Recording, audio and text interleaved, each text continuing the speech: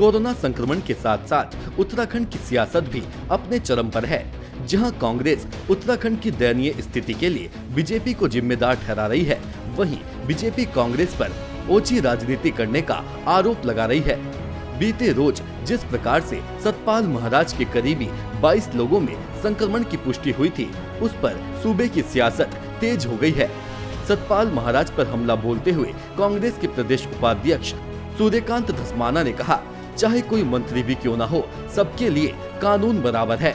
वहीं एक सवाल का जवाब देते हुए उन्होंने कहा, अगर प्रदेश अध्यक्ष कोई टिप्पणी करते हैं, उसके ऊपर उनकी जवाबदेही बनती है। उत्तराखंड में कोरोना संक्रमण के बढ़ते मामलों में उन्होंने कहा कि मैं पहले भी राज्य सरकार को कोरोना संक्रमण कम करने के कई सुझाव दे चुका हूं। देखिए, दुर्भाग्यपूर्ण है, सतपाल महाराज संक्रमित हुए, उनकी धर्मपत्नी संक्रमित थी, उनके परिवार में 22 लोग संक्रमित पाए गए, पूरे जो उनके घर में उनके साथ रहते हैं, कर्मचारी हैं, उनके सेवक हैं। दुर्भाग्यपूर्ण है। हम ईश्वर से प्रार्थना करते हैं वो जल्दी जल्दी स्वस्थ हो, लेकिन घोर लापरवाही का मामला है। क्वारंटीन के नियम जो हैं वो ऐसा थोड़ी है कि सरकार के लिए अलग हैं, विपक्ष के लिए अलग हैं, आम आदमी के लिए अलग हैं, पत्रकार के लिए अलग हैं, गरीब के लिए अलग हैं, अमीर के लिए अलग हैं। कोरोना तो भैया ऐसा धर्मनिरपेक्ष वायरस है जो हिंदू, मुस्लिम, सिख, ईसाई, जैन, बौद्ध, पारसी, बड़ा छोटा, अमीर, गरीब, मोटा, पतला, विपक्ष, पक्ष कुछ नहीं देख रहा। तो जो सामने आएगा, जो उसकी चपेट में आएगा, जो लापरवाही करेगा, दुर्घटना जो है वो असावधानी से घटती है। सर, 29 तारीख की कैबिनेट की बात की जाए, उससे पहले ही अमृता रावत सतपाल महाराज के घर पेपर चेस्ट का क्वारंटीन कर दिया गया था, उसके बावजूद सतपाल महाराज कैबिनेट में शामिल होते हैं। देखिए, मैं कह तो रहा हूँ कि लापरवाही है। किसी भी व्यक्ति को ये नहीं समझना चाहिए कि वो वायरस से बड़ा हो जाएगा। वायरस तो इतना सूक्ष्म है कि पता ही नहीं लग रहा है कहाँ जा रहा है, कहाँ से आ रहा है, किसके द्वारा संक्रमित व्यक्ति हो रहा है। तो इसलिए अगर सतपाल महाराज जी ये समझ रहे हैं कि वो मंत्री हैं, ताकतवर हैं, महाराज हैं और उनको कोरोना कुछ नहीं कर पाएगा, तो कर तो दिया। दुर्भाग्यपूर्ण है।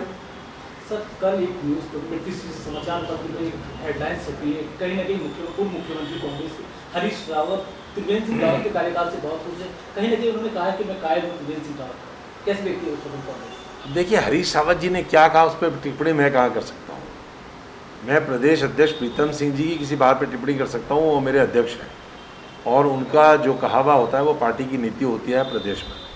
अब हरीश रावत जी को कोई उनकी बात पसंद आई हो तो मैं हरीश रावत जी को रोकने वाला कौन होता हूँ कि वो उनकी बात को नापसंद करार दूँ। हरीश रावत जी हमारे सीनियर लीडर हैं पार्टी के, लेकिन हमारे जो टीम के कप्तान हैं वो प्रीतम सिंह हैं। प्रीतम सिंह को उनका कार्यकाल कैसा लग रहा है ये महत्वपूर्ण है मेरे लिए। अरे, इससे ज़्यादा शर्मनाक बात हो सकती है कि हाई कोर्ट लताड़ लगा रहा है, हाई कोर्ट डांट रहा है आपको।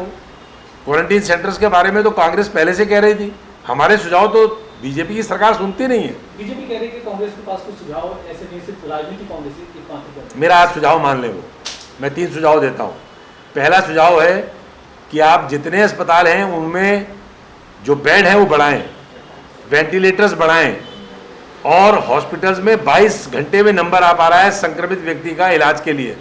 आज खबर छपी है, कल जो दून अस्पताल में लोग गए उनका 22 घंटे बाद इंतजार करने के बाद अस्पताल में नंबर आया। तो आप कोविड डेडिकेटेड हॉस्पिटल्स बढ़ाइए, ये सुझाव है। ये सुझाव है कि अभी स्कूल मत खोलिए 30 जून तक किसी भी हालत में। ये सुझाव है कि राज्य में जो बाजार खुलने का समय है वो शाम 7 बजे तक नहीं बल्कि 4 बजे पहले की ही तरह करिए। हमारा ये सुझाव है कि जितने क्वारंटीन सेंटर्स हैं उनको केवल होटल्स में और उन धर्मशालाओं में जहाँ बाथरूम और जो वॉशरूम्स हैं वो ज़्यादा शेयर नहीं होते, ऐसी जगहों पे आप क्वारंटीन सेंटर बनाइए। स्कूलों में बिल्कुल मत बनाइए, क्योंकि स्कूल में एक ज़्यादा से ज़्यादा 1 टॉयलेट है, 2 टॉयलेट है, 3 टॉयलेट है और 70 लोग आप ठहरा दे रहे हैं। और जब शेयर कर रहा है व्यक्ति वहाँ पर वॉशरूम को, तो उसका संक्रमण नहीं होगा तो तब भी संक्रमण हो जाएगा। ये सुझाव है। अब वो कह रहे हैं सुझाव नहीं दे रहे, हम सुझाव दे रहे हैं।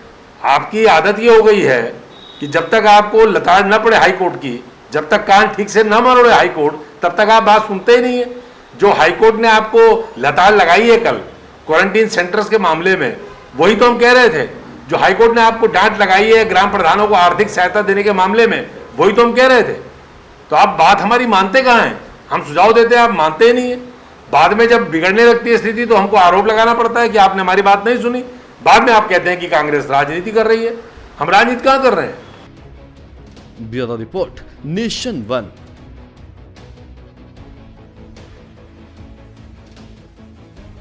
नेशन वन की खबरों के अपडेट के लिए आप हमारे चैनल को लाइक करें, सब्सक्राइब करें, पसंद आई वीडियो को शेयर करना ना भूलें और ज़्यादा जानकारी के लिए लॉग इन करें www.nation1.tv पर। अधिक जानकारी के लिए आप हमें ट्विटर, फेसबुक पर भी फॉलो कर सकते हैं। तो खबरों की ज़्यादा जानकारी के लिए बने रहें नेशन वन के साथ।